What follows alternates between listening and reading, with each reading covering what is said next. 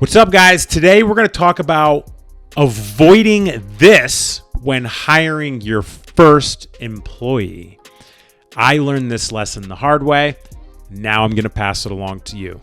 What's up, guys? My name's Chris, founder at Warrior Consulting, and I help entrepreneurs internationally get to, scale to, hit, and work past the 8-figure mark.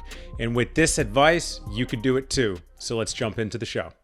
Okay, I'm going to teach you 4 things today. The first thing is this. You work for them. You work for the employee. First things first, I would recommend removing the word employee and interjecting the word teammate. I just like the word better, and I don't like the word employee. But fundamentally, you as the owner work for your team members. That's leadership. You take care of your people, whatever they need. Okay, there's going to be boundaries in place, like don't bother me when I'm working, wait until I take a break or something along those lines. But fundamentally, if you go into the relationship thinking that the team member or employee works for you, you've already lost. So avoid doing that. And if you are doing that, just change your mindset now, understanding that the first thing you need to avoid when hiring your first employee is thinking they work for you. All right. Second thing to avoid when hiring your first employee is not leading them. If you're going to hire your first employee, you should be ready to lead them. And not just in your business, but also personally. And arguably leading them more personally in the sense of you might have more skill sets as a human than they do.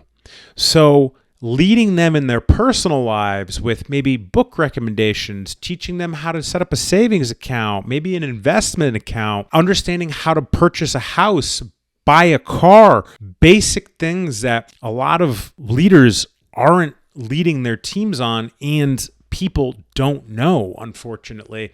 And when it comes to the business, you definitely want to lead them in the company. I mean, if you don't lead them in the company, then they're not going to last because they don't have any direction. And then you might get upset with yourself because you didn't lead them in the first place. So avoid not leading your first employee / team member when you hire them.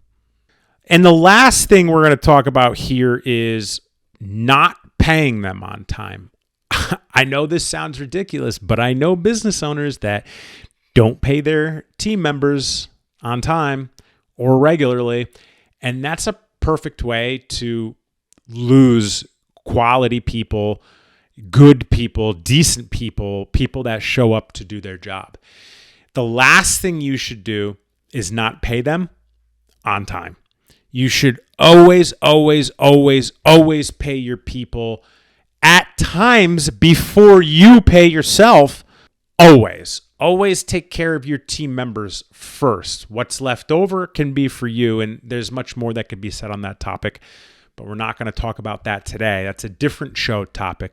But definitely avoid not paying your people on time when hiring your first employee.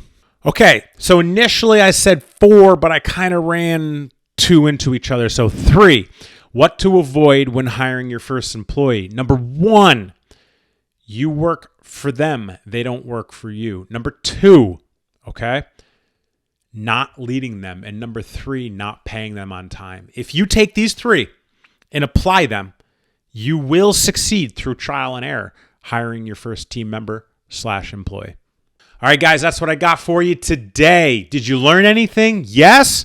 Drop a comment. Did you not learn anything and I completely missed the ball? Yes? Drop a comment. Definitely smash that like button and 100% hit subscribe because 90% of you are not subscribed, and I would be grateful if you were. That's all I got for you today, and I'll catch you next time.